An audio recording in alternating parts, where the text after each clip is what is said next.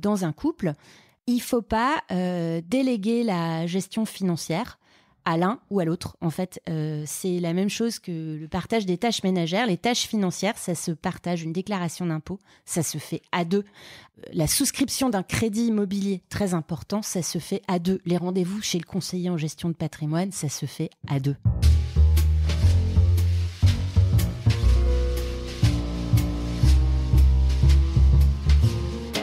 Salut, je suis Mathieu Stéphanie et je vous présente La Martingale, un podcast qui vise à explorer le monde de la finance personnelle pour comprendre comment gagner à tous les coups, qu'on ait 200 € par mois à investir ou 5 millions sur son compte en banque.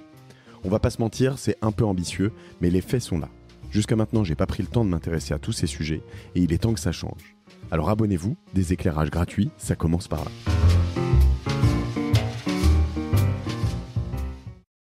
Alors je suis ravi aujourd'hui sur La Martingale d'accueillir Héloïse Boll qui me fait l'honneur de venir parler d'argent en couple, c'est un peu l'idée, et puis de gestion financière en couple, pas que d'argent, de patrimoine, de plein de choses comme ça. Tu es toi-même conseillère en gestion de patrimoine, Héloïse, et auteur notamment d'un livre qui s'appelle « Les bons comptes font les bons amants ». Je suis ravi de te recevoir sur La Martingale, salut. Merci, salut. Conseillère en gestion de patrimoine, avec quand même, quand on a préparé tout ça, j'ai l'impression un edge, comme on dit en anglais, une approche qui est un peu différente des autres CGP, comme on dit. Mais voilà, tu as un parcours notamment singulier, puisque tu étais journaliste avant de devenir conseillère en gestion de patrimoine. Ouais, alors les conseillers en gestion de patrimoine, ils viennent souvent de plein d'horizons vraiment très différents. Moi, j'ai travaillé dans la presse économique et financière pendant près de 20 ans, et notamment sur les sujets patrimoniaux pendant assez longtemps. Et surtout ça, c'était les toutes premières années de ma carrière. J'ai commencé à travailler sur les sujets patrimoniaux parce que c'était un point d'entrée pour moi pour rentrer dans la presse économique. Et dès que j'ai commencé à écrire sur ces sujets et à travailler sur ces questions, j'ai été assaillie de questions de mon entourage qui me disaient « Ah, mais toi qui t'y connais, toi qui ça, est-ce que je dois faire ça, est-ce que je dois faire ça ?» J'avais des lecteurs au téléphone de temps en temps qui appelaient. C'était une période assez riche parce que j'ai commencé en 2000, donc juste un tout petit peu avant l'explosion de la bulle Internet. Et puis j'ai vu toute la période pendant laquelle elle s'est vraiment dégonflée jusqu'au 11 septembre, et à la précipitation, à la baisse des marchés. Heureusement, à cette époque, j'avais pas du tout d'argent, donc ça m'a évité de faire beaucoup d'erreurs. Et en fait, je me suis dit, il y a quand même un besoin. Quand j'ai entendu toutes ces questions de mon entourage, moi, j'avoue que c'était des questions que je m'étais jamais nécessairement posées parce que j'étais très jeune, je commençais à peine à travailler. Mais j'ai eu l'intuition qu'il y avait un public à servir qui n'était pas servi par la banque privée ou les conseillers en gestion de patrimoine, et qui se posait plein de questions et qui n'était pas nécessairement ultra satisfait de l'offre de la banque. Voilà. Sachant que ce que j'ai cru comprendre aussi en préparant tout ça, c'est que l'une de tes approches, c'est de te dire qu'il faut pas nécessairement gagner énormément pour se constituer un beau patrimoine, si tu construis bien les choses. Alors moi, je trouve ça super et je suis ravi de pouvoir parler de ça avec toi, de ces aspects-là, de la constitution de patrimoine et de l'argent aussi en couple. Maintenant, j'ai quand même envie de te dire d'une approche marketing, c'est pas terrible parce que toi, non, mais je me moque un peu gentiment, mais un conseiller en gestion de patrimoine, il a plutôt intérêt à gérer des fortunes, c'est plus juteux que de gérer des gens qui n'ont pas d'argent, quoi. Oui, mais moi, je me rémunère pas sur les encours de mes clients. En fait. Ça fait partie de ma singularité sur ce marché, c'est que je suis indépendante au sens de l'autorité des marchés financiers. Je ne vends aucun produit. Okay. Donc, la solution que je préconise pour mes clients, c'est la solution que je considère comme étant la meilleure et la plus adaptée à ses besoins, mais ce n'est pas une solution qui me rapporte de l'argent. La seule personne qui paye les prestations d'Oseille et compagnie, c'est mon client. Je n'ai pas de rétrocommission et je ne distribue aucun produit. Donc, après, on j'étudie plusieurs pistes parce que les clients sont souvent un peu demandeurs de voir plusieurs solutions. Mais voilà, c'est ce qu'on appelle le conseil indépendant au sens de l'autorité des marchés financiers. Ça veut dire que tu es payé par tes clients, un forfait annuel ou je sais pas comment c'est un fait. Forfait pour un bilan et un forfait annuel pour certains qui demandent un suivi régulier. D'accord, intéressant. Et sachant que traditionnellement, ou en tout cas pas une majorité, mais enfin une bonne partie des conseillers en gestion de patrimoine donc, se rémunèrent sur les produits qu'ils vendent.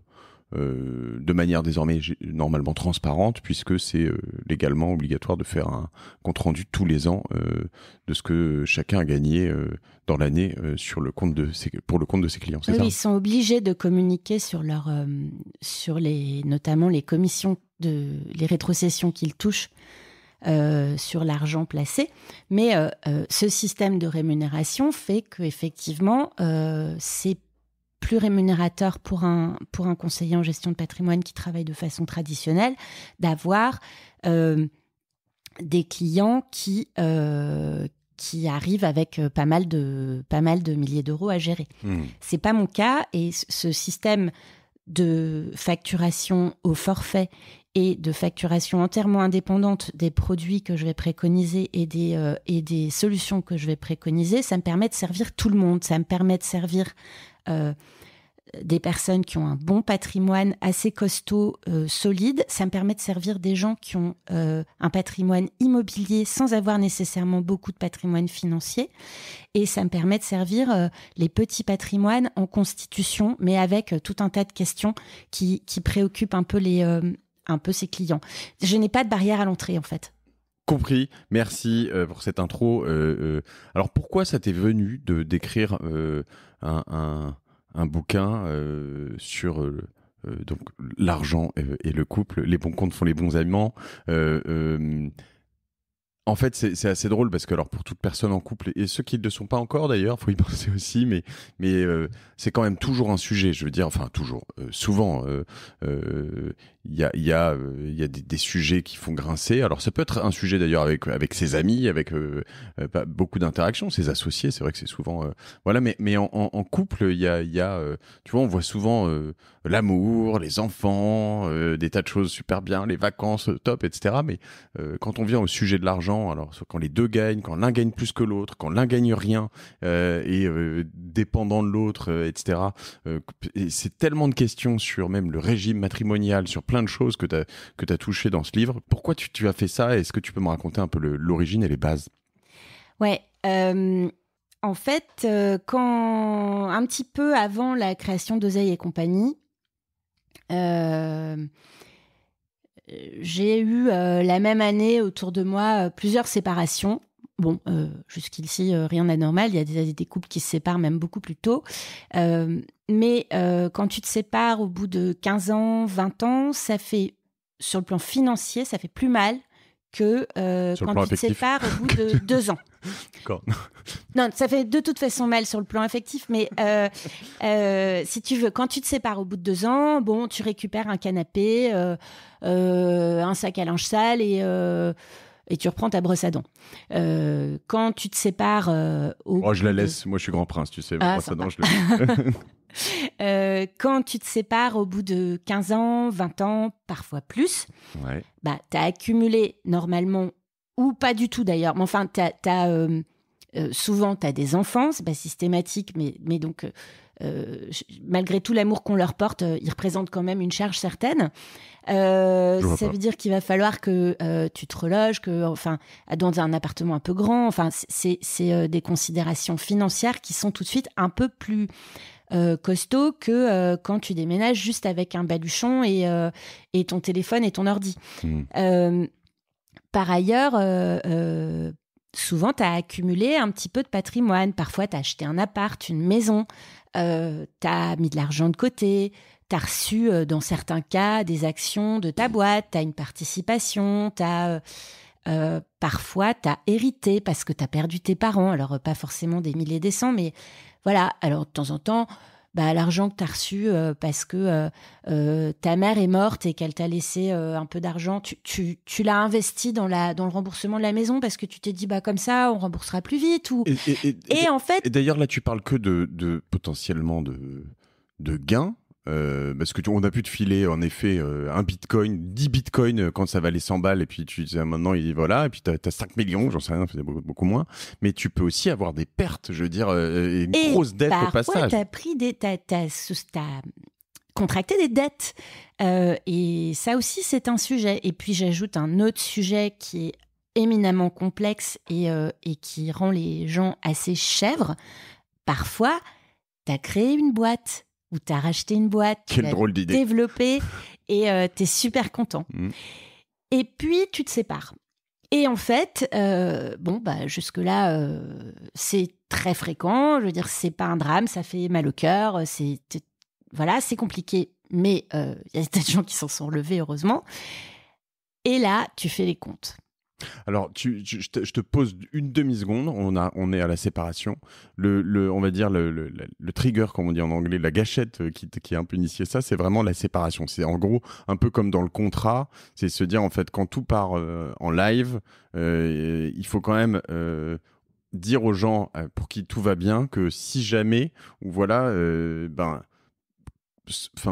envisager cette possibilité. Ouais. Ce qui est quand même pas forcément simple. Parce que généralement, quand tu te maries, t'es plein de love, c'est l'homme de ta vie, c'est la femme de ta vie, tu fais un contrat comment t'appelles ça en séparation de biens ou pas. Enfin, oui, justement, où tu dis, en fait, on va tout mettre ensemble dans le pot parce qu'on s'en fout, parce que de toute façon, on sera ensemble toute notre vie, etc., etc.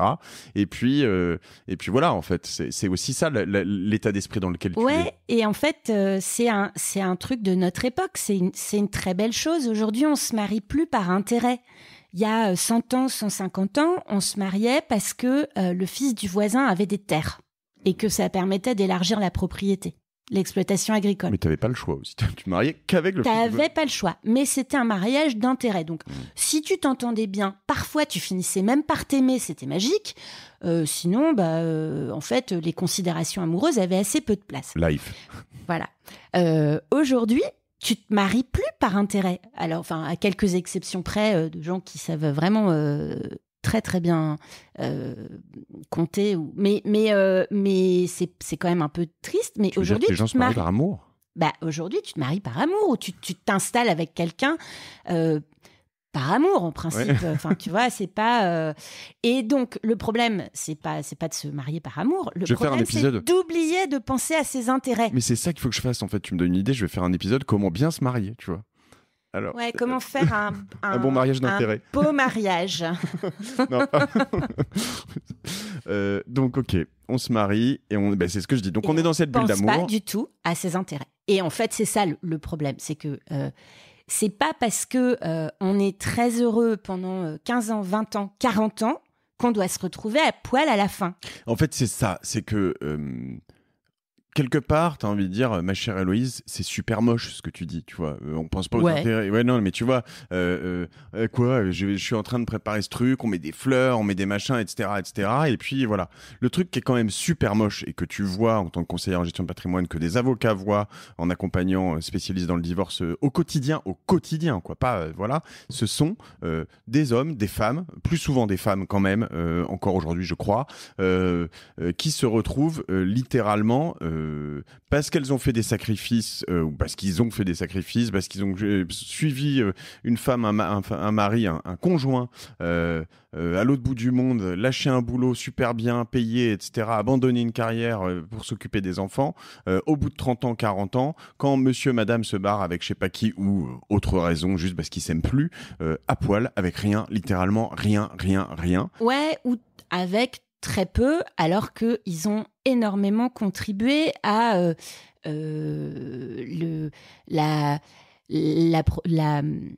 l'avancée de la carrière de leur mari ou de leur femme, alors qu'ils ont beaucoup donné pour leur famille. Mais ça, c'est un cas de figure parmi d'autres. Il y en a aussi qui se retrouvent à donner plein de trucs alors que, enfin, je sais pas, je peux peut-être j'essaie de me mettre aussi de l'autre côté du prisme ou d'endroits où t'as des Ouais, je sais pas ce que j'en pense d'ailleurs. Si t'as un gros héritage, t'as peut-être pas envie que ton conjoint le récupère. Alors justement, en fait, voilà, raconte-moi tout ça. L'idée, si tu veux, moi, ce que j'ai observé, c'est que les gens ne savaient pas faire la différence entre ce qui était propre, ce qui était à eux, et ce qui était commun, donc qui était aux deux. Et ce qui se partageait et ce qui ne se partageait pas. Et qu'en général, ils tombent de leur chaise parce que, justement, quand on leur dit « Ah ben non, là, monsieur, votre boîte que vous avez créée 2 ans après votre mariage, bah, votre femme, elle en a la moitié. » Et bah oui, c'est comme ça. C'est vécu de façon profondément injuste. Ça dépend du contrat de mariage, ça. Ça dépend du contrat de mariage. Mais si tu veux, l'idée, c'était que, en fait, les gens tombaient tout le temps de leur chaise parce que de l'argent qu'ils pensaient à eux était en fait commun, des dettes qu'ils pensaient à l'autre étaient en fait communes, et qu'il y a une complexité supplémentaire, c'est qu'aujourd'hui, t'as le mariage, t'as plusieurs types de contrats, etc., mais t'as aussi le Pacs, et ce qu'on sait moins, c'est que le Pacs, il y a 2 types de Pacs aussi.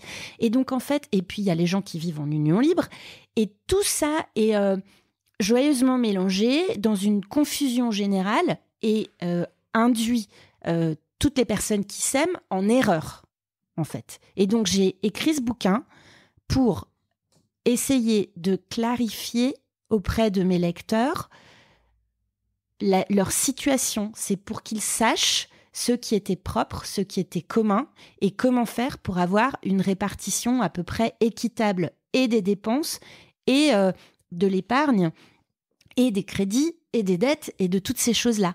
Pour qu'en fait, les gens à la sortie sachent à peu près à quoi s'attendre, et que s'ils se rendaient compte que leur situation était mal emmanchée, qu'ils puissent éventuellement rectifier un peu le tir. Alors, si je lis entre les lignes, pour bien gérer son argent en couple, moi, le truc qui me saoule, sur lequel je me prends la tête tous les ans avec ma femme, c'est la déclaration d'impôt. On est en plein dedans, là, etc. Mais c'est ce moment où, en fait, t'as tellement de trucs et tellement un enfer que chez moi, c'est très exotique. Donc, du coup, voilà. Mais si je lis entre les lignes, t'as quand même, en fait, un temps de vie là-dessus qui est... bon. Alors, tu te mets en couple, tu sors avec ton conjoint au début, on s'en fout. Voilà, à un moment, tu as un premier, j'imagine, moment qui est tu t'installes ensemble.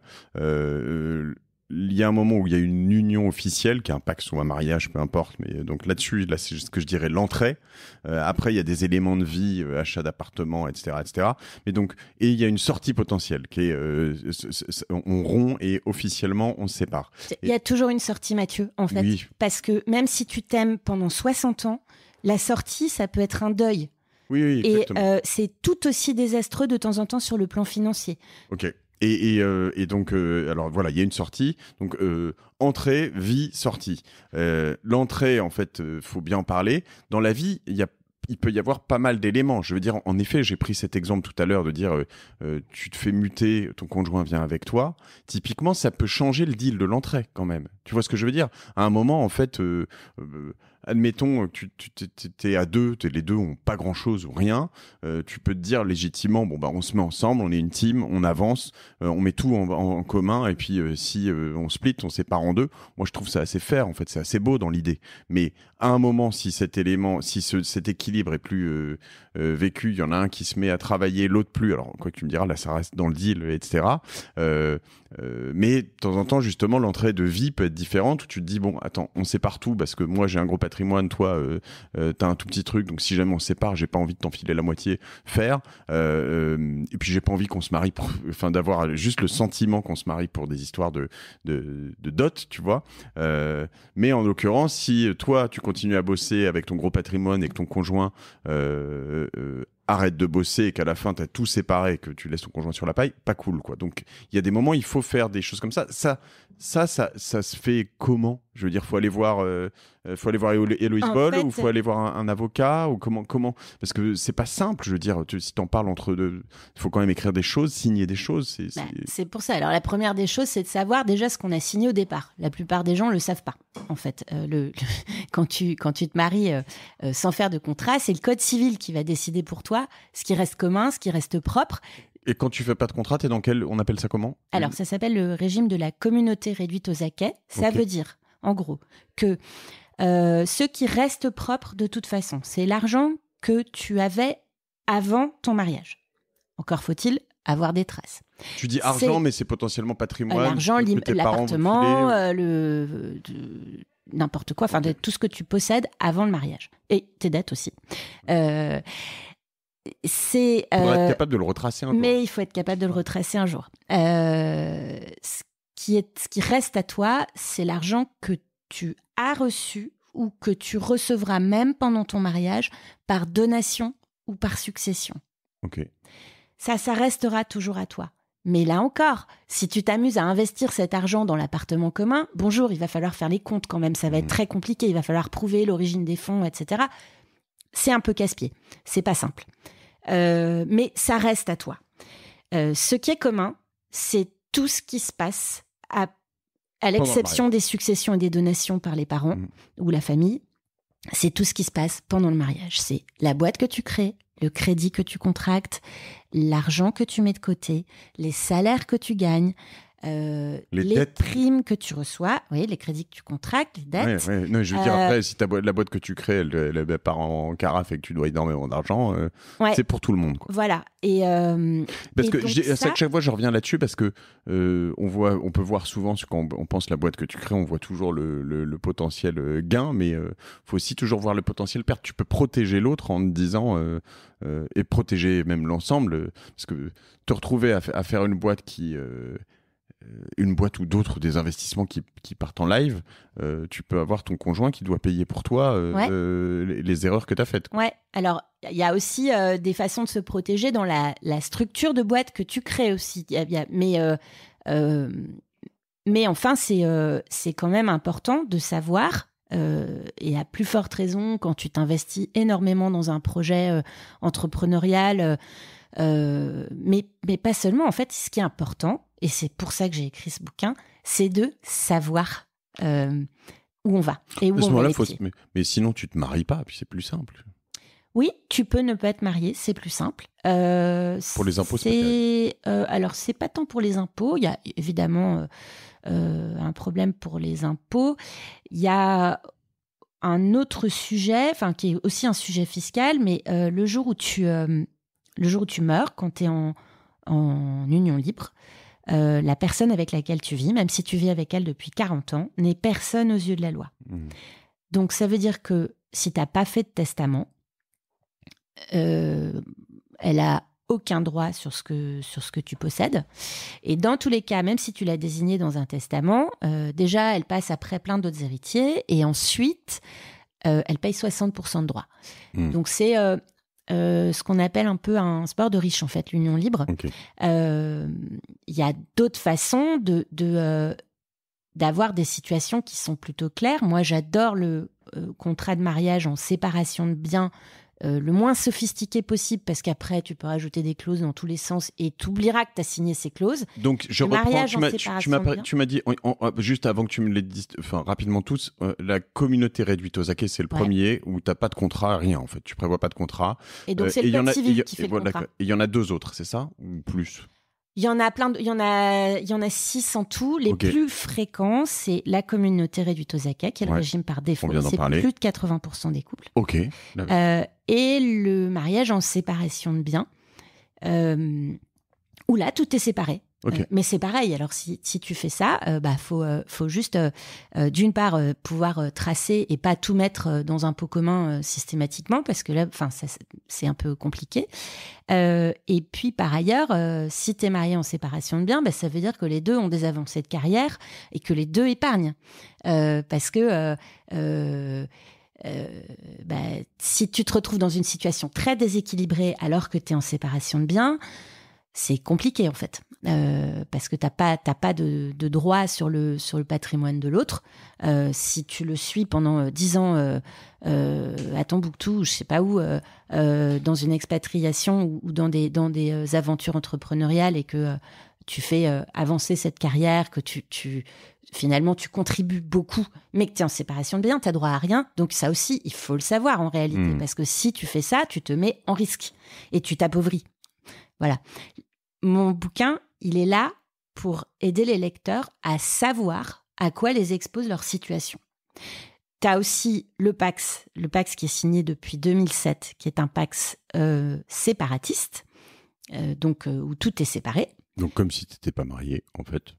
Ouais, sauf que tu as peut-être des histoires d'héritage qui sont mieux à la fin de vie, à la sortie. Sous réserve de faire un testament, c'est pas le Pacs vis-à-vis de la loi, c'est un peu pareil que l'union libre, c'est-à-dire que si tu t'es pacsé mais que tu n'as pas fait de testament, ton partenaire n'a droit à rien. Okay. Donc il faut, quand tu te paxes, faire aussi un testament si tu veux lui donner des choses. En revanche, si tu l'as désigné dans un testament, il paye 0 droit de succession. Okay. Donc voilà, le Pacs pour ça c'est pas mal. Et les Pacs qui ont été signés avant 2007, qui sont des Pacs indivis. Alors là, c'est encore plus compliqué que la communauté réduite aux acquêts, parce que les boîtes ont un statut différent selon qu'elles ont été achetées ou créées. Enfin bon. Par défaut, en gros, tout ce dont tu ne peux pas prouver l'origine est commun, à partager en deux. D'accord. Donc ça, c'est les Pacs avant 2007, mais on ne peut plus les faire comme ça. Si, on peut les faire sur option. Mais je le recommande pas. Pas conseillé. Donc si tu t'es paxé avant 2007, on peut te recommander de te repaxer ou de modifier ton Pacs. Tu peux aller modifier ton Pacs. En fait, ça ne changera rien à ce qui s'est passé entre la date du premier Pacs et la date de l'avenant. En revanche, tout ce que tu lanceras à partir de la date de l'avenant au Pacs sera séparé. Ok. Alors, on va pas faire peut-être un épisode que sur les régimes, même si je comprends que on commence par là parce que c'est potentiellement ce qui va donner le ton à tout le reste. Parce qu'évidemment, comment investir en couple, qui gère quoi, etc. Moi, il y a une des choses que je trouve un peu dramatique. C'est que et j'y travaille, hein, j'ai beaucoup d'invités femmes grâce à Laura aussi avec qui je travaille et qui t'a parlé, qui est la productrice de ce podcast, à toute l'équipe qui travaille sur la Martingale qui est composée de femmes, mais il y a un désintérêt énorme encore des femmes pour l'argent, quoi. Ouais. Excuse-moi, je fais une généralité, non, mais je le vois dans les proportions d'éditeurs, je le vois malgré tous les efforts que je fais dans mes copines. Je le vois aussi chez Oseille et compagnie. En fait, c'est pas un désintérêt, c'est souvent une espèce d'appréhension, d'idées qui voudraient que ce soit très compliqué et que souvent les hommes soient plus qualifiés ou un peu plus intéressés par le sujet. Déjà, on nous enseigne souvent que les hommes sont meilleurs en maths très jeunes, donc ça doit aider aussi, j'imagine. Ouais, enfin, c'est complètement désastreux et c'est faux, en fait. C'est faux parce que un patrimoine, certes, il faut se pencher dessus. Les finances personnelles, il faut se pencher dessus. Il faut essayer de comprendre 2 ou 3 mécanismes. Mais c'est pas non plus. C'est théoriquement à la portée de n'importe qui. Non, mais ça doit. Et en plus, c'est nécessaire. Donc, il faut arrêter avec cette idée que c'est compliqué et que c'est plus simple si c'est machin ou machine qui s'en occupe, et le plus souvent machin.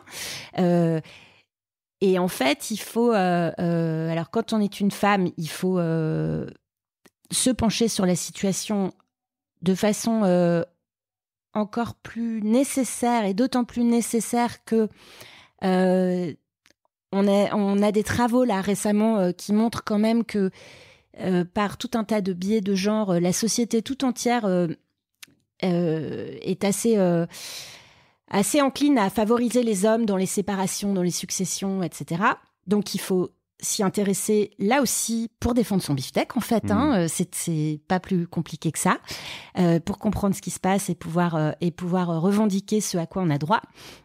Et par ailleurs, dans un couple, il ne faut pas déléguer la gestion financière à l'un ou à l'autre. En fait, c'est la même chose que le partage des tâches ménagères. Les tâches financières, ça se partage. Une déclaration d'impôt, ça se fait à deux. La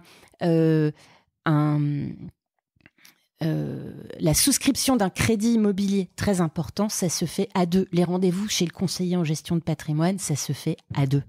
Et c'est là où, en effet, souvent, avoir une tierce personne est intéressant. Enfin, un conseiller en gestion de patrimoine, ça peut être son banquier s'il est très bien, ça peut être, mais parce que ça permet aussi d'avoir une sorte de regard tiers, idéalement neutre en tout cas potentiellement, tu vois. Mais non, mais ce que je veux dire, c'est que il faut s'y intéresser. Quand il y en a un qui s'y intéresse de son côté, le biais que ça crée, et que c'est là que ce soit un homme ou une femme, mais c'est que au mieux, il va voir toujours l'avantage du couple et des deux individualités. Au pire, il va voir ses avantages à lui, mais rarement il va se mettre dans une position, il peut se retrouver dans une position de détresse parce qu'il comprend là où il est, quoi, tu vois. Donc, j'imagine. Ouais, alors en fait, tu vis pas toujours avec une personne malhonnête, hein, c'est heureusement. Non, mais heureusement. C'est pas ce que je dis. Non, j'ai compris. Je dis que dans 99% des cas, probablement, heureusement pas le cas, mais je veux dire, cette personne, en revanche, va pas se mettre en risque à un moment. Si c'est toi qui gères, tu vas pas te mettre en risque toi-même. Sauf que parfois, si c'est toi qui gères, en fait, tu fais n'importe quoi. Et t'as l'impression que t'es super fort. Très souvent. Tu le sais pas.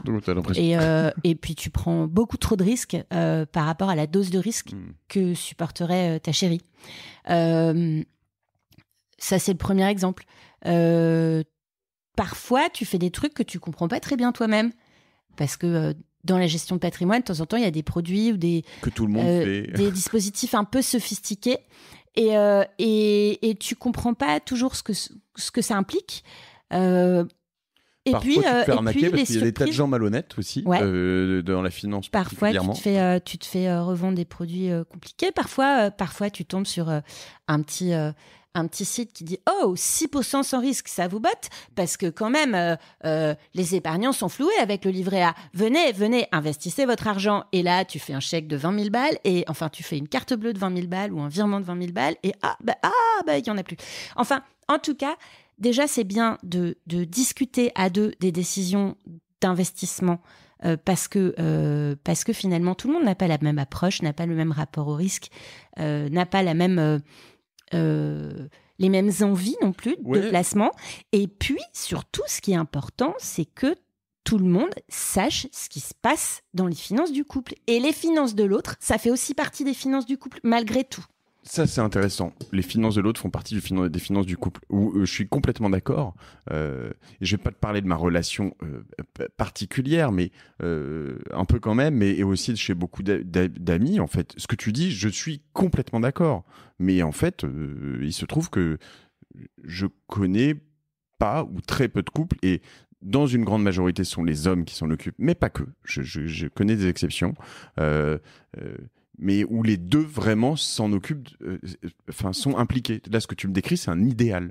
Mais honnêtement, j'ai zéro idée en tête de gens, en fait. Et c'est là où est le problème de cet épisode. C'est qu'en fait, les bons comptes font les bons amants, mais c'est toujours géré par l'un ou par l'autre. C'est ça le problème, non ? Non, c'est pas toujours géré par l'un ou par l'autre. Souvent, il y en a un ou une qui prend un peu le lead. Mais ça veut pas dire que l'autre doit être maintenu dans l'ignorance la plus totale. Et ça veut pas dire non plus qu'il doit se mettre la tête dans le sable, en fait. C'est-à-dire que c'est pas parce que, par exemple, tu vis avec un inspecteur des impôts qui remplit les trucs hyper facilement, qui comprend hyper bien les mécanismes financiers et que donc, a priori, il a une petite qualification un peu supérieure à la tienne sur ces sujets-là, que tu dois pas lui demander des explications, que tu dois pas lui demander des comptes de temps en temps, que tu dois pas comprendre ce qui se passe et avoir au moins la grande image, parce que sinon tu peux te retrouver avec des surprises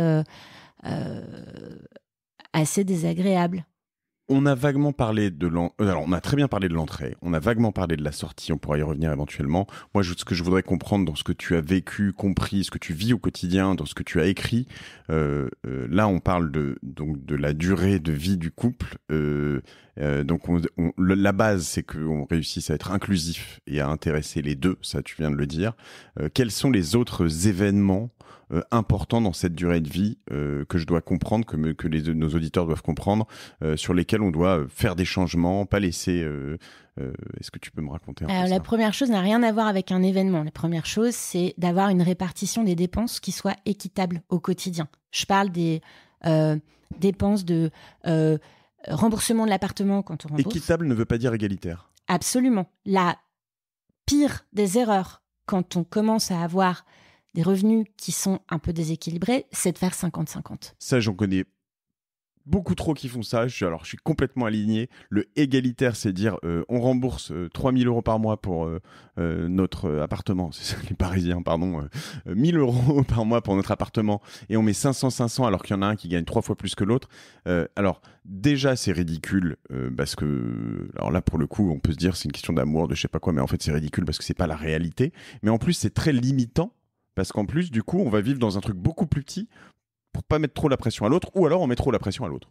Alors, sur l'achat de la résidence principale, je peux y revenir après, il y a des spécificités à connaître. Mais un budget familial, c'est pas uniquement le remboursement de la maison. T'as les choux, les carottes, la ceinture de judo du petit dernier, les colos, les vacances... la voiture pour ceux qui en ont une, tout un tas de choses. Et pour ces dépenses-là, en fait, c'est vraiment assez désastreux de faire 50-50 parce qu'en réalité, celui qui gagne le moins a très peu d'épargne à la fin du mois. Parfois se retrouve dans le rouge, et puis celui qui gagne 3 fois plus, c'est un exemple un peu caricatural, a plein d'épargne à la fin du mois. Donc petit à petit, tu installes et tu amplifies un déséquilibre de ce qui reste, des patrimoines, des stocks, de l'argent qui reste à la fin sur ton compte. Donc ça, c'est pas possible parce qu'en fait, il y en a un qui s'appauvrit et l'autre qui s'enrichit. Et ça crée une situation déséquilibrée. À un moment, ça va exploser parce que quand tu te rends compte que tu vis dans une relation où c'est tout pour l'un et rien pour l'autre, c'est pas forcément très agréable. Donc ça, c'est la première des choses, c'est de réfléchir à une répartition des dépenses qui soit équitable. Maintenant, je reviens, puisqu'on est là-dessus, sur la résidence principale, l'achat de la maison. Aujourd'hui, s'il y a les 2 noms sur le contrat, les 2 noms sur l'acte et les 2 noms sur le contrat de prêt, en fait, la jurisprudence en communauté comme en séparation de biens, comme pour les PACS, dit que ça fait partie des contributions aux dépenses du ménage et qu'on ne fait pas les comptes. Ça veut dire qu'à la fin, on fait 50-50. Donc, puisqu'on fait 50-50, ça sert à rien de s'amuser à dire « laisse, c'est moi qui vais tout payer, comme ça tu gardes tout à la fin », parce que non, ça sera 50-50. Donc, en fait, ce qui est plus simple, quand tu rembourses une maison, c'est de dire les apports des uns et des autres, les apports personnels, sont notés scrupuleusement dans l'acte et ça, c'est de l'argent que chacun récupérera. Mais le remboursement du crédit, il est fait à 50-50. Et ça sera récupéré à 50-50. Donc, tu rectifies, quand il y a un déséquilibre des revenus, tu le rectifies sur les ceintures de judo et les boîtes de petits pois. Ok, je comprends. Après, je veux dire, tu as des couples dans lesquels l'un ne gagne rien, donc il ne peut pas payer les 50. Ou vraiment nettement moins que l'autre par rapport au... alors mais ça peut faire partie du deal, dire il y en a un qui paye tout ou les 2 tiers et à la fin c'est 50-50 si jamais ça arrive. Je veux dire, c'est pas forcément dérangeant. Faut juste le savoir. Faut juste le savoir. Ce que je dis juste en revanche par rapport à ça, alors tu vas me dire après, c'est pas la même chose sur une résidence secondaire. Sur une résidence secondaire, pas secondaire, c'est la même chose, ou d'un investissement locatif. Mais pas sur l'investissement locatif. Ok. Ce que je veux dire, ce que je voudrais comprendre, c'est que si par exemple, t'achètes un appartement à 500, qu'on apporte 100, qu'il y en a un qui apporte 10 et l'autre 90, à la fin, il y en a un qui récupère 90 et l'autre 10, mais pas dans la proportion de l'appart. l'appartement. Sur les 4, je sais pas s'il y a une plus-value ou si, voilà. Non, il n'y aura pas 90% de l'appartement. S'il y a une plus... Attends, excuse-moi, j'ai pas compris ta question. Si je fais un apport beaucoup plus gros que mon conjoint, dans ma résidence principale, est-ce que les proportions tu vois, comme dans une société, en fait, est-ce que si j'apporte 90% de l'apport initial, j'aurai 90% de l'appart à la sortie? Oui. Sur les apports, il faut le spécifier bien scrupuleusement dans les actes et insister auprès des notaires pour qu'ils le fassent. Les apports personnels de chacun seront récupérés. Oui, mais en proportion ou en valeur absolue? C'est ça ma question. Non, c'est en proportion. Si tu investis 50 et que ton appartement double de valeur, tu récupéreras 100. D'accord, mais... C'est une proportion. Si tu investis 15% dans le prix de l'appart... propriétaire. Si tous les deux ont payé tout au long de la vie de l'appartement, tu ne seras pas propriétaire de la majorité, tu vois, ou pas, ce que je veux dire. Là, j'ai pas bien compris ta question, excuse-moi. À l'origine, j'apporte... Alors, je vais reprendre. Oh la vache, on va s'embarquer dans un truc. Vous êtes prêts ou pas? Mon conjoint a de l'argent. Je n'ai pas d'argent. J'achète un appartement qui vaut 1 million, on apporte 100 000. C'est mon conjoint qui apporte 100 000, j'apporte 0. Ok? Mais je paye 50% de tous les remboursements pendant toute la durée de vie. Ouais. On est d'accord qu'à la fin, j'ai 50% de l'appartement, moins les 100 000 euros. Absolument. Voilà. Ma question était si, par exemple, j'avais apporté que 10%, on peut dire, mon conjoint pourrait dire, attends, tu n'étais pas capable de payer l'apport à l'origine, donc tu n'aurais pas eu cet appartement, donc tu n'as que 10% de l'appartement. Ma femme avait fait 90%. Bref. Non. Mais non. Quand tu achètes un appartement, tu notes... Il y a deux financements, c'est cash and credit. Donc, les financements par apport, sonnant et trébuchant. Parfois, c'est de l'argent commun, mais parfois, c'est de l'argent qui est propre à chacun. Donc ça, tu le fais bien inscrire dans les actes notariés. Ouais. Moi, j'apporte 20%. Ma chérie apporte 30%. Ça, ce sont des proportions qui vont rester. Quand vous revendrez l'appartement, tu récupéreras 20%, elle récupérera 30%. Et puis la partie en crédit, parce que vous avez la chance d'avoir 50% d'apport, vous empruntez que 50%. Et bien sûr, ces 50%-là, ça sera 25-25, quoi qu'il arrive. Très clair. Donc, comme ça sera 25-25, c'est quand même mieux de rembourser 25-25 pour qu'à la fin, personne ne se sente floué. Voilà. Tout à fait. Après, je mettais ça en avant. Alors, on a parlé en valeur parce que je me disais que justement, dans le cas où l'un travaille, l'autre pas, tu peux te dire finalement, c'est une résidence ensemble, c'est un moyen de s'enrichir ensemble. Et s'il y en a un qui peut payer plus, mais comme tu le dis, vaut mieux le faire sur le judo. C'est plus simple, au moins ça crée moins de tension. Quels autres événements dans cette vie? Alors, en fait, donc là, on a parlé d'un grand principe de fonctionnement, on arrête le 50-50. Autre chose, on essaye d'arrêter la répartition genrée des dépenses. Madame paye le pain, les commissions et monsieur paye les investissements parce que ça amène quand même à des situations compliquées. Et puis en plus, c'est dévalorisant. Enfin, il n'y a pas de raison que tout le monde participe pas à tous les types de dépenses. Mais donc il faut pour le pain, les commissions courantes. Oui, mais pour les pains, les commissions, etc. Du coup, c'est assez simple. C'est le compte commun. T'es pour ou contre le compte commun? C'est bien. Je trouve que c'est un super outil. Ouais. C'est un super outil. Et je recommande d'en avoir deux, en fait. Je recommande d'en avoir un pour le crédit immobilier quand on achète sa résidence principale. Je suis un bon élève, j'ai ça. Ouais.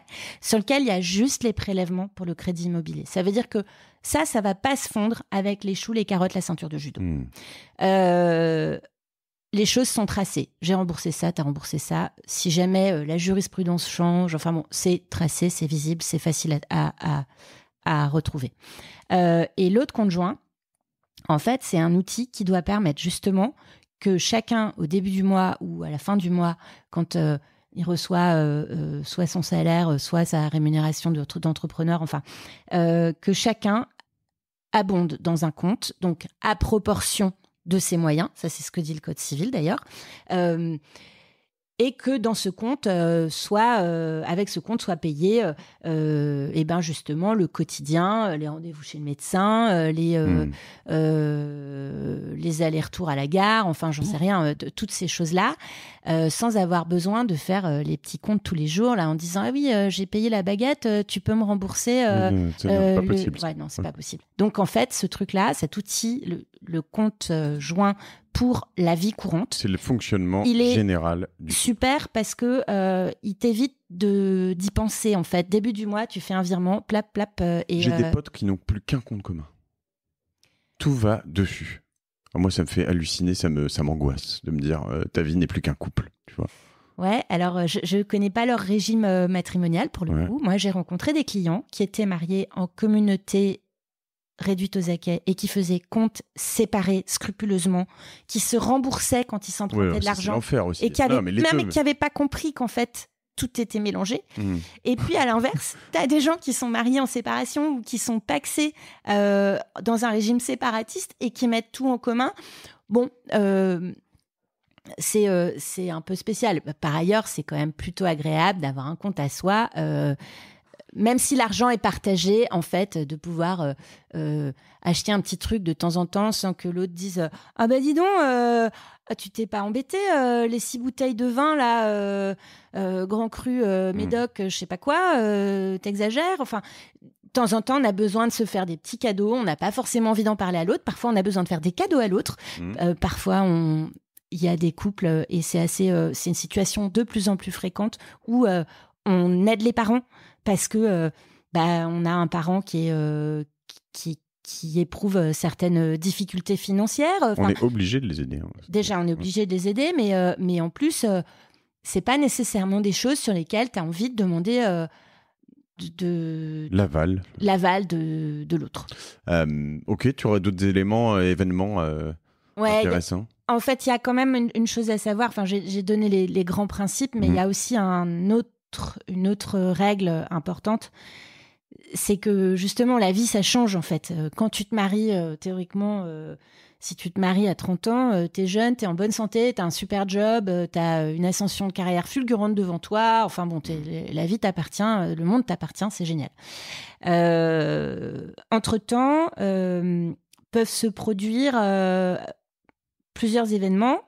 Le premier étant plutôt sympa, tu peux avoir 1, 2, 3, 12 enfants. Ça nécessite de reconfigurer les finances du couple parce que ta structure de budget change et parce que parfois, il y en a un qui prend un petit congé parental. Maintenant, c'est de plus en plus partagé, mais enfin, c'est quand même encore souvent les filles. Et donc, tu vas avoir un petit déséquilibre entre les revenus ou un gros déséquilibre entre les revenus à chaque fois, en gros, que tu as un changement de vie important qui fait que les revenus de l'un et de l'autre ne sont plus les mêmes, à la hausse ou à la baisse, que ce soit une expatriation, une revente de boîte, l'arrivée d'un ou de plusieurs enfants, une maladie, un chômage. À chaque fois, il faut se reposer sur une table et refaire les comptes et dire voilà, qu'est-ce qu'on fait pour que les choses restent dans un schéma qui soit équitable. Parce qu'en fait, si tu ne gères pas ton argent de couple et aussi tes finances qui sont à toi, tes biens propres, de façon un peu équitable, au bout d'un moment, ça va générer des tensions, des frustrations, des questions sur, d'accord, moi je mets rien de côté tous les mois et elle arrive à mettre 2 000 € de côté. En fait, est-ce qu'elle a une considération pour ce que je deviens si ça va pas? Enfin, tu t'interroges sur des tas de trucs et au bout d'un moment, ça finit par exploser. Donc, il faut rester dans des schéma où la répartition des dépenses et la constitution de l'épargne, même si elle est séparée, reste équitable.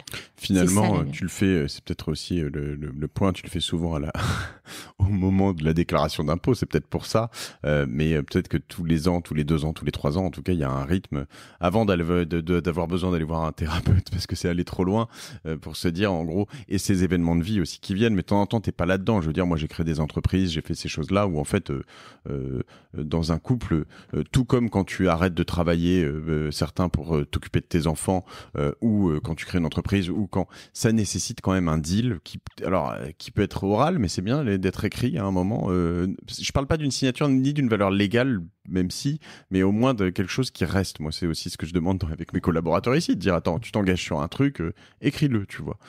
Et ce que je veux dire par là, Héloïse, je te vois me regarder avec où est-ce qu'il vient.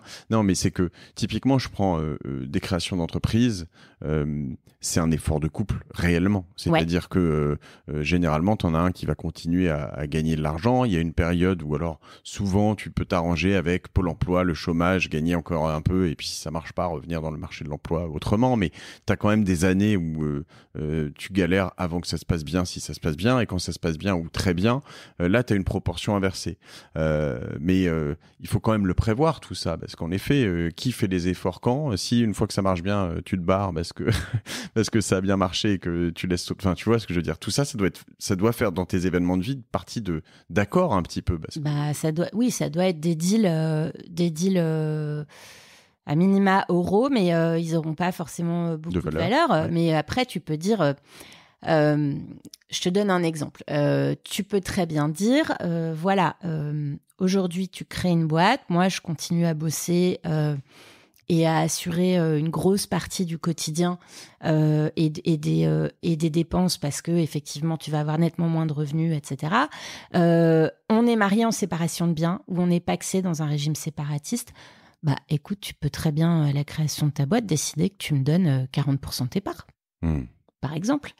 Ça, évidemment, c'est assez compliqué, on n'y pense pas toujours, mais et puis c'est pour quelqu'un qui crée une boîte, c'est un peu compliqué j'avais le travers, mais j'ai rien dit, j'ai essayé de rester de marbre. De son bébé,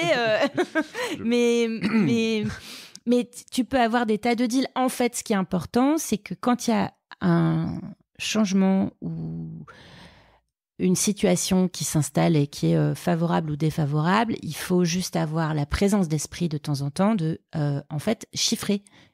Quel est le manque à gagner pour toi? Notamment, je pense vraiment beaucoup à l'expatriation qui est beaucoup moins courante qu'à une époque. Et puis aujourd'hui, tu trouves quand même moins de gens qui acceptent de suivre sans réfléchir et sans demander de garantie. Mais en fait, il faut chiffrer le manque à gagner que ça va représenter pour toi, le manque à gagner aujourd'hui. C'est-à-dire qu'aujourd'hui, en général, tu pars en expatriation, on te dit « Ouais, mais la maison va être payée, l'école des enfants aussi, donc finalement, ça ne change rien. » Ouais, mais en fait, moi, là, je ramène plus un copec, donc je mets plus 1 euro de côté. Donc, en fait, je m'appauvris. Jusqu'ici, je mettais de l'argent de côté tous les mois, et ça, je ne l'ai plus. Et là, tu parles pas de ce qu'on appelle le goodwill, quoi. Tu n'es plus après nécessairement aussi employable, tu perds en expertise, tu perds en salaire à venir, tu perds en plein de choses. Et tu perds en cotisation retraite, enfin, tu perds plein de choses. Donc, tu as un manque à gagner. En fait, ça fait très mal quand tu essayes de le chiffrer, mais il vaut mieux le chiffrer un peu a priori que de le chiffrer a posteriori. Et alors ça, je pense que...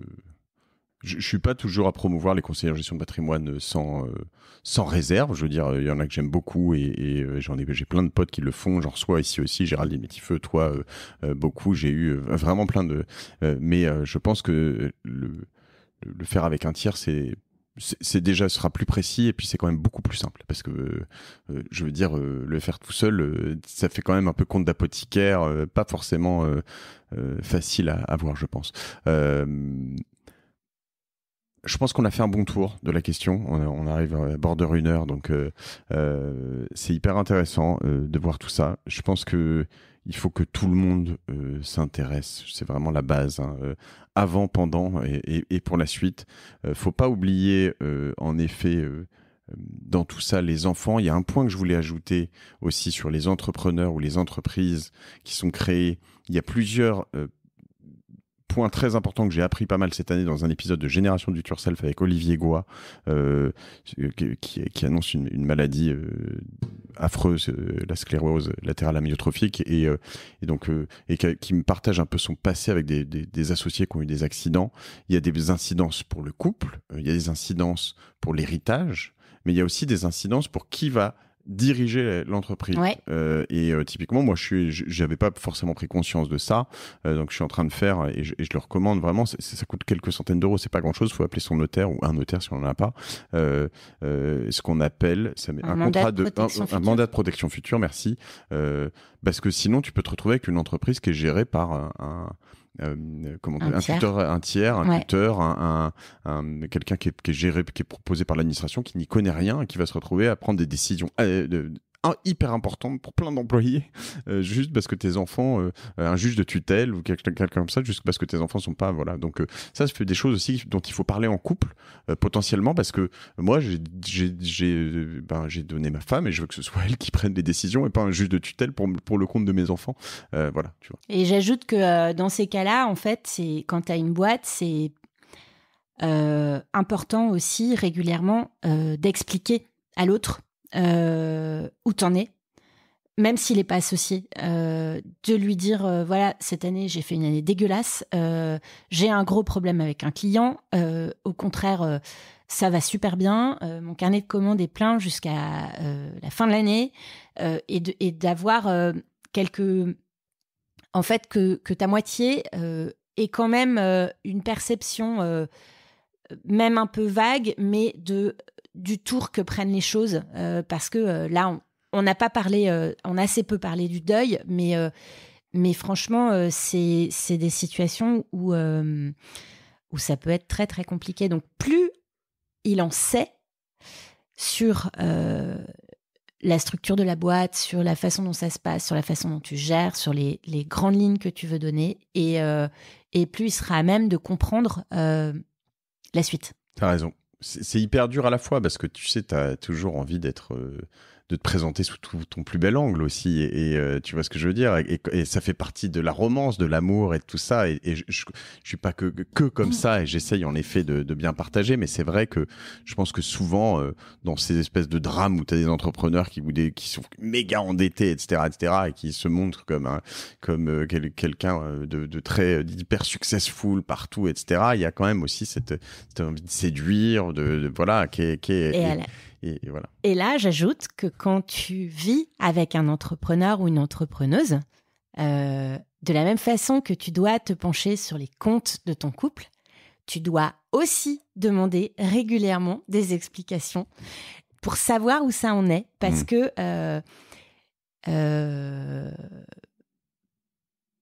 que et ça, c'est des situations que j'ai connues d'assez près, il y a longtemps, le jour où tu te retrouves avec les huissiers à la porte parce que les courriers de rappel des impôts ont été interceptés à la suite de plusieurs années difficiles, t'es pas content, en fait. Et tu reçois le truc un peu comme un choc. Il faut aussi comprendre et savoir ce qui se passe un peu dans la boîte ou dans l'activité de la personne avec laquelle tu vis pour comprendre un peu sur quel pied tu danses. Voilà. Merci.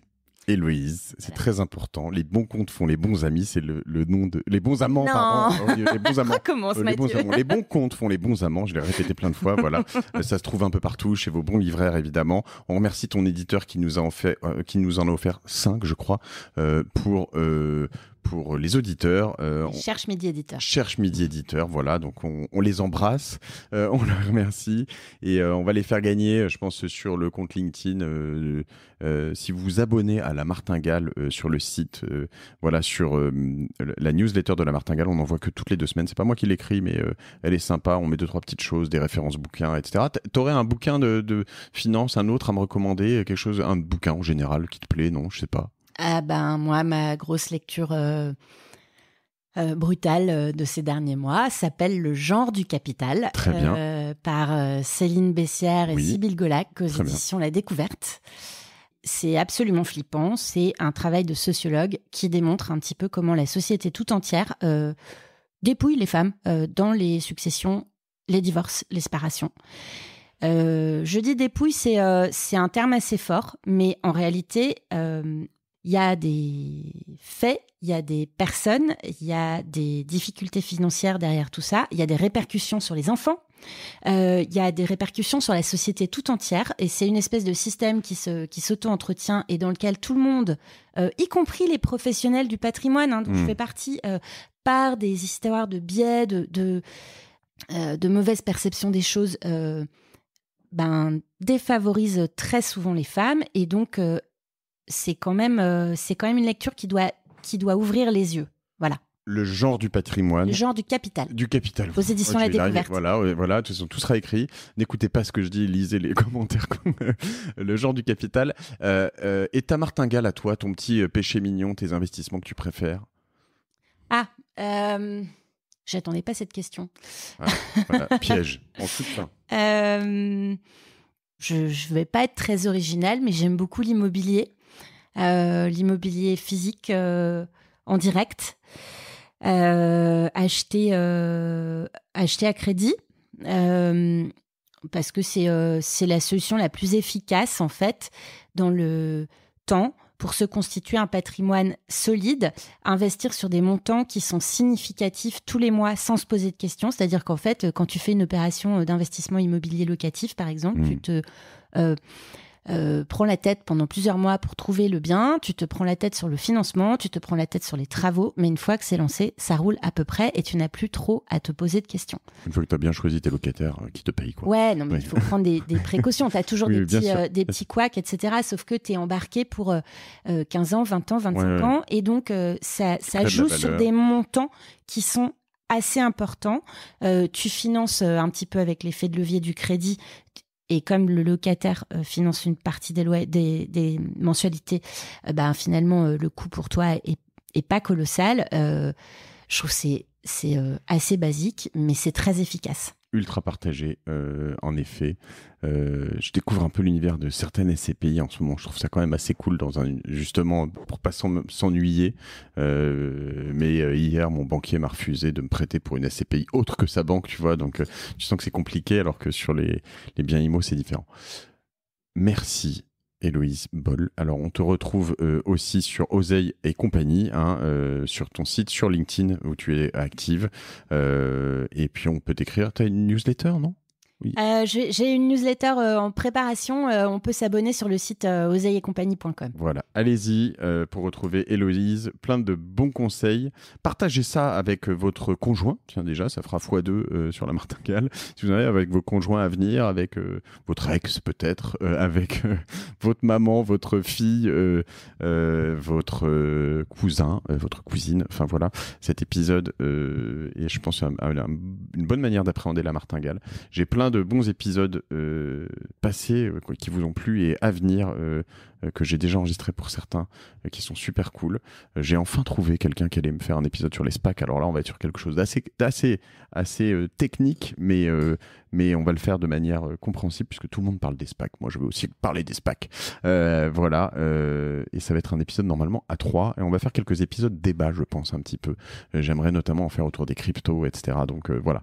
Plein de nouveautés sur la martingale. Abonnez-vous sur Apple Podcast, sur Spotify, partout. Et puis, merci. Plus 30% en un mois, la martingale encore. Alors en plus, on arrive dans des niveaux astronomiques. On est presque toujours dans les top 100 des podcasts français. Ça m'en fait 2. Alors voilà, vous imaginez pas le bonheur que ça me procure. Je vous remercie pour votre confiance. Je vous embrasse. Je vous dis à la semaine prochaine sur lamartingale.io si vous voulez aller sur Internet. Salut.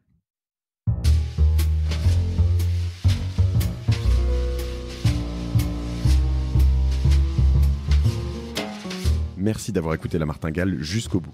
Si cet épisode vous a plu, n'oubliez pas de le partager autour de vous, de vous abonner à la newsletter sur lamartingale.io et si vous trouvez 5 petites minutes, de mettre une note 5 étoiles ainsi qu'un commentaire sur Apple Podcast.